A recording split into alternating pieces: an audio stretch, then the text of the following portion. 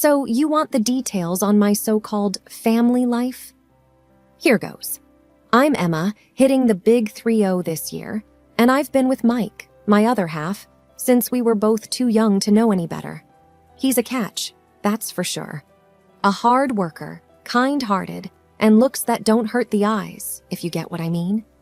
The first time I walked into Mike's mom's house, I remember thinking it was like walking into one of those TV shows where everything's for sale. There she was, Linda, parked on her couch with a phone in one hand and a credit card in the other. She was chatting away with some customer service rep like they were old pals. "Another set of fancy plates, Linda?" Mike had teased, nudging me as we walked in. "You planning to open a restaurant or something?" Linda had flashed a grin, all teeth. "Oh, Mike, you can never have too many. What if the queen comes for tea?" She had laughed, her eyes never leaving the screen. I laughed along, trying to find my place in this new scene. "Nice to finally meet you, Mrs. B," I managed, extending a hand that got swallowed in a tangle of bracelets and bargain buys. "Call me Linda, dear," she said, eyes sizing me up like I was the next item on the Home Shopping Network. "So you're the girl who's stolen my boy's heart. Sit, sit. Tell me everything." And that was my introduction to the den where our bank account would take hit after hit. Because Linda, as I'd come to find out, was more than just a spontaneous shopper. She was a black hole for cash. Her mania for shop-on-the-couch deals was just the tip of the iceberg. Mike had told me stories about his parents leaving her a nice nest egg, but by the time I got in the picture, that egg had been cracked and scrambled on a slew of knickknacks and one-of-a-kind finds that filled every corner of her house. Sitting down for dinner that night, Mike threw an arm around my shoulder, whispering, "Thanks for being cool about Mom. She's, well, you know." I had smiled, tight-lipped. Yeah, she's something, all right. It was only after we said our goodbyes that Mike let out a sigh, heavy like he was carrying a boulder. "She's going through the inheritance faster than I thought," he admitted as we drove away. "I'm kinda worried."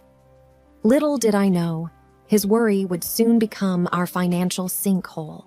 But that's a story for another chapter, isn't it? Things started getting real when Linda came to us with her hands out, saying she was short on money. At first, it was here and there, a few $100 to cover the electric bill or groceries. Mike and I, we were doing okay for ourselves, so helping out didn't seem like a big deal. But soon, it turned into a monthly ritual. It was a lazy Sunday morning when the topic first came up. Mike was making pancakes, a little ritual of his own, when he said, "Babe, I think we should help Mom out with a regular thing. You know, just until she gets on her feet." I remember pausing, a mug halfway to my lips. "Regular? Like an allowance?" "Yeah." Mike had flipped a pancake, a little frown creasing his forehead. She's struggling." The figure we landed on? $2,000. Every month. I still remember the knot in my stomach when we agreed on that number. It wasn't that we couldn't afford it, it just felt like stepping onto a slippery slope. The first time we handed over the cash, Linda had tears in her eyes. "I don't know what I'd do without you two," she had said, clutching the envelope like a lifeline. "It's no problem, Linda," I had said, trying to sound cheerful. "You'd do the same for us, right?" She had nodded, whipping her eyes. "Of course, darling. Family helps family." But then the next month rolled around, and the next. The envelope of cash was part of our budget, a line item that read, "Linda's Lifeline." Mike never said much about it, but I caught the worried looks he shot our bank statements after each donation to the cause. One night, after we'd handed over the latest installment, I found Mike sitting in the dark, staring at nothing. "Everything okay?" I had asked, flicking on the light. He'd blinked, slow, then nodded. "Yeah, just thinking.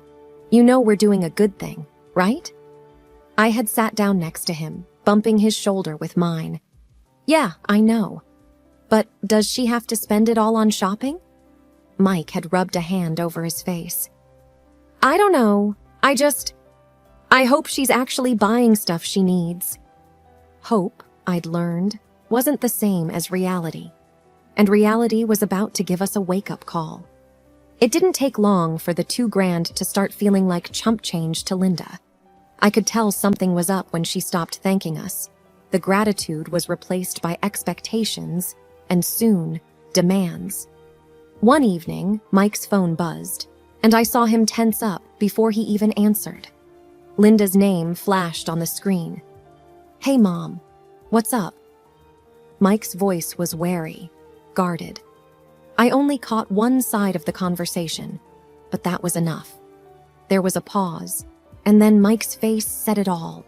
Furrowed brow, tight lips. Mom, we talked about this. No, I know, but... Linda must have cut him off because he went silent, just listening, his hand clenching around the phone. When he finally spoke again, his voice had that forced calm you use with kids throwing a fit. We can't do that right now. We've already given you the money for this month.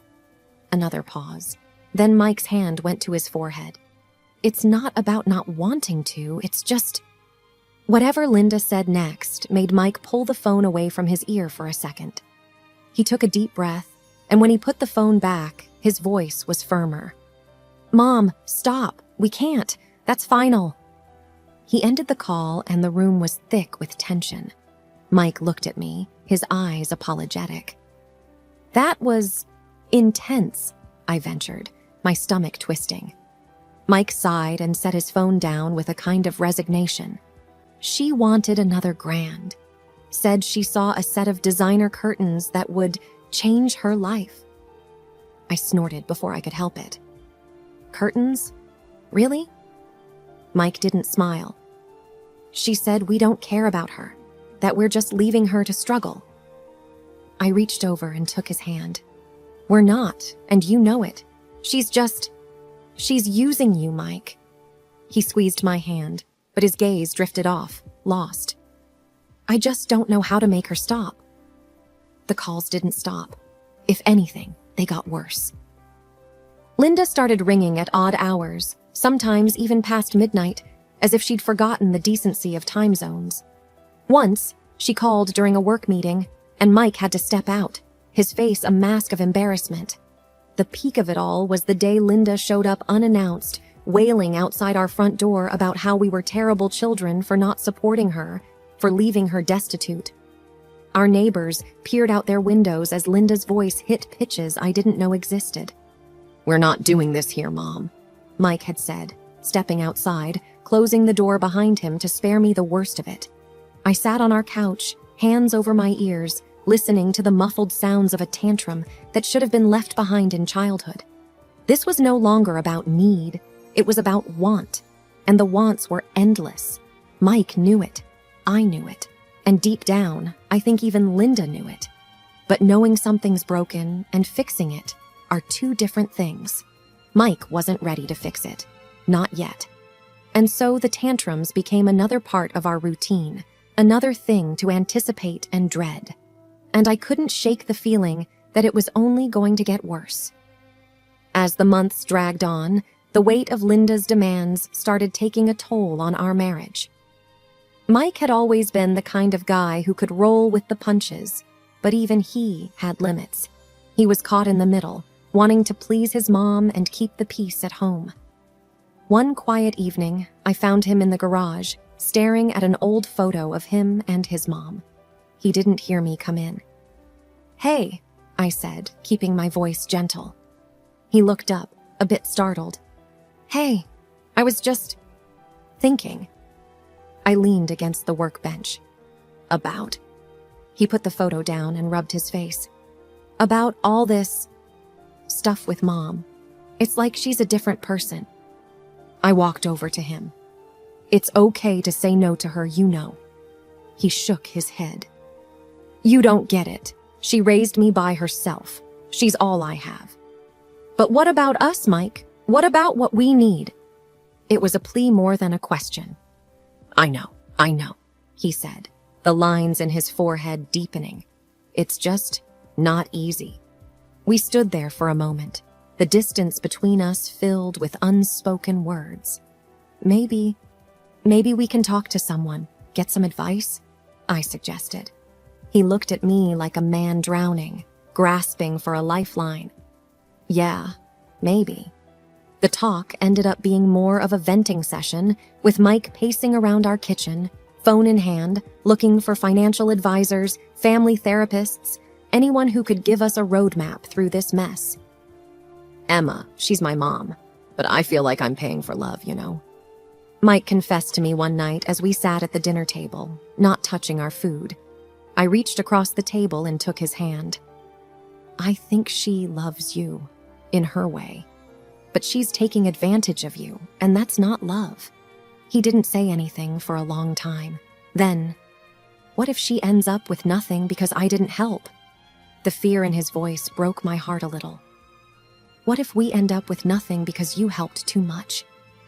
Mike was trapped in his own head, fighting a battle where every choice seemed wrong.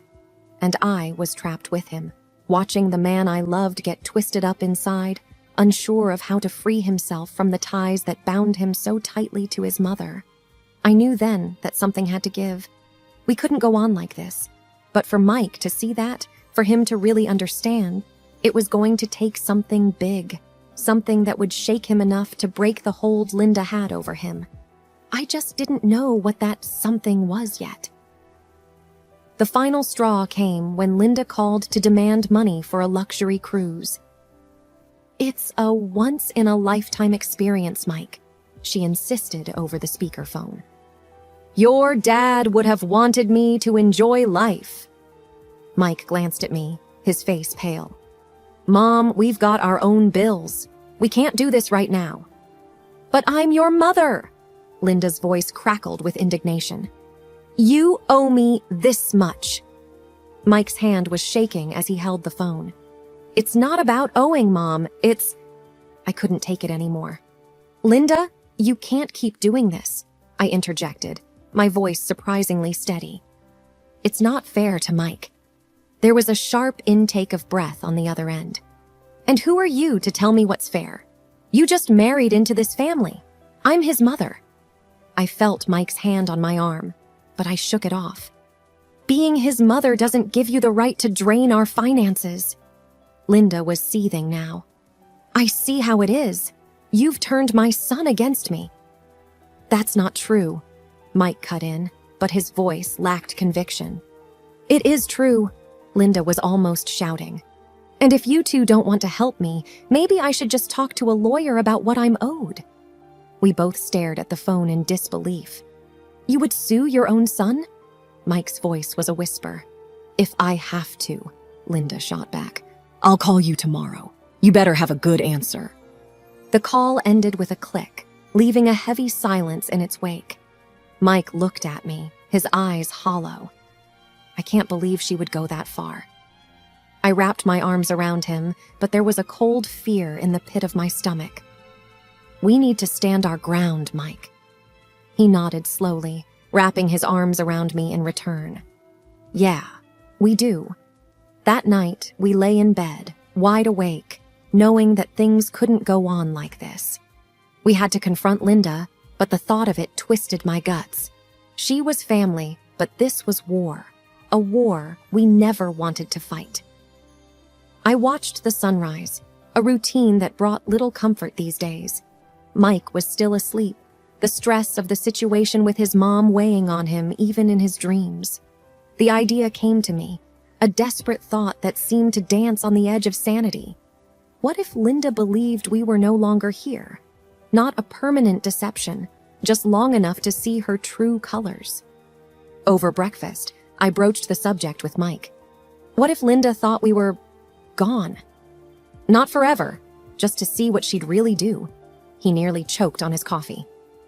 Gone, as in dead. Exactly, I said. We can tell if her tears are real or just for show. He was silent, the fork halfway to his mouth.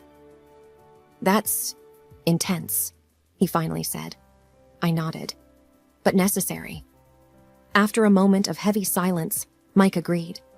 Let's do it. My mom was the linchpin, her voice a quivering whisper over the phone. Linda, they had an accident. It's bad. They didn't make it. We huddled in our bedroom, straining to hear through the closed door. Footsteps, then Linda's voice, callous and clear. So, what's in it for me? They must have left something behind. I squeezed Mike's hand so tightly it hurt, shock coursing through us at her blunt words. My mom's voice cracked, playing her part perfectly. Linda, they just died. Is money all you're thinking about? Well, what else am I supposed to think about? Linda retorted, a scoff hidden in her tone. I have to take care of myself. They were my support. And now what? We emerged then, stepping into the living room. Linda's reaction was a mix of horror and disbelief. But the call. Mike was a statue of cold resolve. You're not getting anything from us, Linda. Not now, not ever again. Her face twisted, anger and shock warring for dominance. You tricked me. No, I corrected her, my voice surprisingly steady. We just showed you the truth. Mike opened the front door, his gesture final. Goodbye, Linda. As we watched her leave, a part of me mourned the loss of what should have been a family. But we hadn't really lost anything, had we? We'd only uncovered the painful truth that had been there all along. The next few days were eerily quiet. Mike and I rarely spoke about Linda, as if mentioning her might break the calm that had settled over the house. But we couldn't avoid the topic forever. We heard things through friends, little snippets of how Linda was coping. Or rather, not coping. One evening, as we sat on the couch with the TV murmuring in the background, Mike broke the silence. I heard Mom's selling the house. Really? I replied, keeping my eyes on the screen. He nodded. Yeah, and everything she bought from those shopping sprees. I turned to look at him. How do you feel about that? He shrugged. Relieved, I guess, and sad. It's like I don't even know her. We sat in silence for a moment, the weight of his words hanging between us. Then, a knock at the door. We exchanged a glance, neither of us expecting anyone. Mike got up and I followed, hovering by the hallway as he opened the door. It was Linda, looking smaller somehow. Can I come in? She asked, her voice void of its usual demand. Mike hesitated but stepped aside. She walked in, not meeting our eyes. I got your mom's message, she started, fiddling with her purse. We know, Mike said flatly. I've been selling stuff, trying to make ends meet without asking you for money, Linda continued. Mike crossed his arms. Why are you telling us this? Linda looked up then, her eyes wet. Because I was wrong. And she took a breath. And I'm sorry. It was the first time I'd ever heard those words from her. Mike and I exchanged a look, a silent conversation passing between us. We appreciate the apology, Linda, I said, but things can't go back to how they were. I know, she nodded, wiping her eyes. I know. And with that, she left, closing the door softly behind her. Mike and I returned to the couch, the TV still murmuring away. Do you think she meant it? I asked after a moment. I don't know, Mike replied, but I hope so, for her sake. We sat there, the room growing dark around us, contemplating the future and what it might bring. It's funny how life has a way of settling down after a storm. Things with Linda quieted down after she left our house that day. Mike and I, we moved on with our lives, finding peace in the small, daily routines that make up a life together. One evening, after dinner, we were cleaning up when Mike's phone buzzed with a message from an old family friend, Dave. He hesitated for a moment before reading it out loud. Linda's sold off all her shopping channel hoard. House, too. She's in a rental now, over by the east side. I put down the plate I was drying and looked at him. How do you feel about that? He took a deep breath, pondering. Empty, a bit, but also relieved? Relieved, I echoed, not because I was surprised, but because I felt it too. Yeah, she's making her own way, isn't she? Even if it's not what she's used to. He seemed to be trying to convince himself more than me. I nodded, leaning against the counter. Dave say anything else? Mike scrolled through the message. Just that she's telling everyone who'll listen that we've abandoned her, that we're terrible for cutting her off. There was a sting to those words, a sting that might have hurt more once, but not now, not after everything. We haven't abandoned her, Mike. We set boundaries, I said firmly. He looked up, a half smile tugging at his lips. I know, and it's better this way, for all of us. We went back to cleaning up, the house filled with the comfortable silence of two people who understood each other. Later that night, as we settled into bed, Mike turned to me. You know, I don't feel guilty. I found his hand under the covers and squeezed it. You shouldn't. We did more than enough. Yeah, he said softly. We did. We turned off the lights, and in the darkness, I felt the last remnants of tension leave my body. Outside, the world went on, and inside, we had each other. That was enough. Whatever Linda chose to do or say, it was on her now. We had each other, and we had peace. And that's all that really mattered.